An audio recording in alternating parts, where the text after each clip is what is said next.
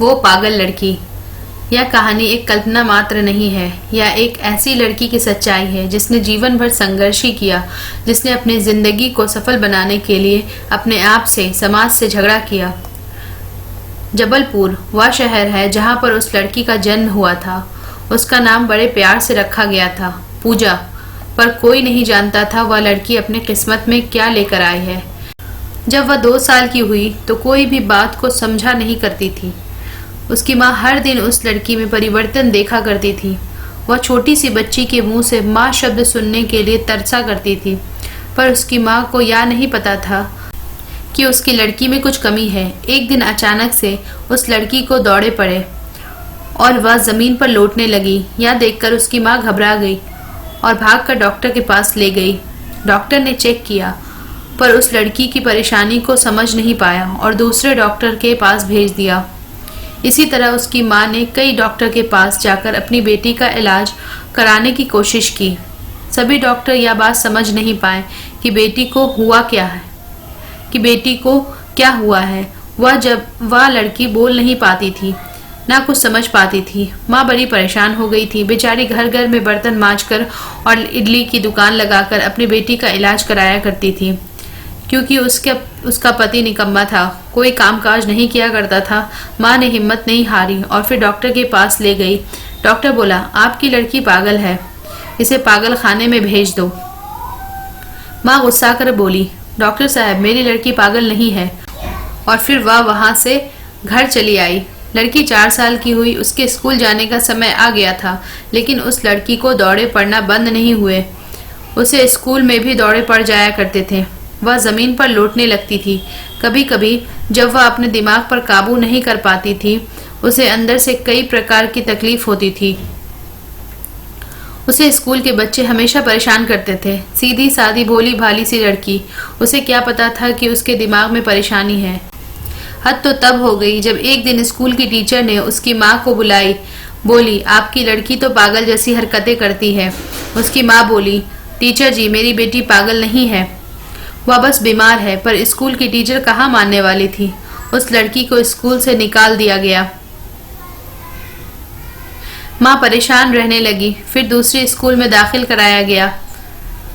वहाँ एक टीचर थी, बहुत अच्छी टीचर। उसने उस लड़की को पढ़ाने की जिम्मेदारी अपने ऊपर ले ली। कुछ समय बाद माँ को एक नामी डॉक्टर का पता चला। वह अपनी बच्ची को उस डॉक्टर के पास ले गई।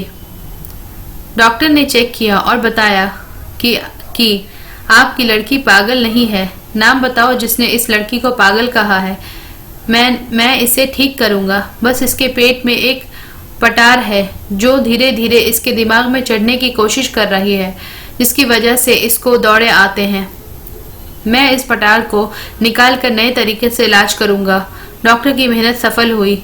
वह लड़की ठीक हो गई, लेकिन डॉक्टर ने बताया यह लड़की अपने दिमाग से और अपनी उम्र से 2-3 साल पीछे चलेगी, पर यह जरूर पढ़ेगी और लिखेगी और बोलेगी भी। फिर स्कूल में टीचर की मेहनत रंग लाई। धीरे धीरे वह लड़की पढ़ने लिखने लगी। इस तरह उस लड़की ने अपने जीवन में कई उतार चढ़ाव देखे और बीए पास कर लिए। लेकिन लड़की के भाई बहन उसके ठीक हो जाने पर भी उसे पागल बनाना नहीं छोड़ते थे। आसपास के मोहल्ले के कई लोग उसे पागल पागल कहकर बुलाया करते थे। वह लड़की हिम्मत नहीं हारी। जब वह पूरी तरह ठीक हो गई तो उसके बड़े भाई ने उसके ऊपर पहरा लगाना शुरू कर दिया। उसे बाहर छज्जे पर खड़े होने नहीं देते थे और उसकी पढ़ाई लिखाई पर भी पाबंदी लगा दी गई। वह लड़की पढ़ना लिखना चाहती थी और आईपीएस ऑफिसर बनना चाहती थी, परंतु उसकी माँ और भाई ने उसकी कोई इच्छा नहीं पूरी की और उसकी शादी कर दी। शादी होने के बाद भी उसके ससुराल में उसके सास ससुर ने उसे आगे पढ़ने लिखने नहीं दिया। घर की जिम्मेदारियों और बोझ उस पर डाल दिए। वह लड़की अपनी इच्छाओं को मारकर अंदर ही अंदर घुटती चली गई। उस समय टेलीफोन का जमाना था, इसलिए वो चाहकर भी इंटरनेट पे पढ़ाई नहीं कर पाती थी। और जब मोबाइल का जमाना आया तब तक उसकी पढ़ने लिखने की उम्र निकल चुकी थी। फिर भी उसने हिम्मत नहीं हारी। फिर आया फेसबुक।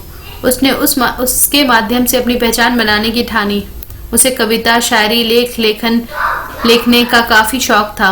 11 और 12 क्लास में स्कूल की पत्रिका में अक्सर उसकी कविताएं और लेख छपा करते थे।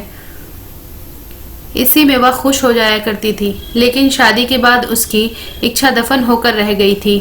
फेसबुक के माध्यम से उसने अपनी कविताओं और अपने विचारों को लोगों के सामने रखा, जिसमें उसको बड़ा मान सम्मान मिलने लगा। अब मैं आप लोगों से सवाल करती हूँ, ना जाने उसके जैसे कितने हजारों लड़कियां हैं जो अपनी इच्छाओं को पारिवारिक मजबूरी और आर्थिक मजबूरी के कारण दबा दिया करती हैं। क्या लड़कियों की इच्छाओं का कोई वजूद नहीं होता है? क्या लड़की की इच्छा इस तरह अंत किया जाना ठीक है? अब मैं आपको यह बताना चाहती हूँ कि वह विक्षिप्त लड़की कौन थी। वह और कोई नहीं, वह मैं थी। जी हाँ, मैं पूजा गुप्ता थी, वो पागल लड़की। तो फ्रेंड, ये थी पूजा गुप्ता की स्टोरी। आई होप आप लोगों को भी अच्छी लगी हो। If you like this video, please like, share, comment and subscribe, and please don't forget to press the bell icon for new video notification. And friends, आप लोग भी अपनी स्टोरी शेयर कर सकते हैं। अगर आप लोगों को अपनी स्टोरी शेयर करनी है तो प्लीज कमेंट में जरूर बताएं। Thanks for watching. Bye bye.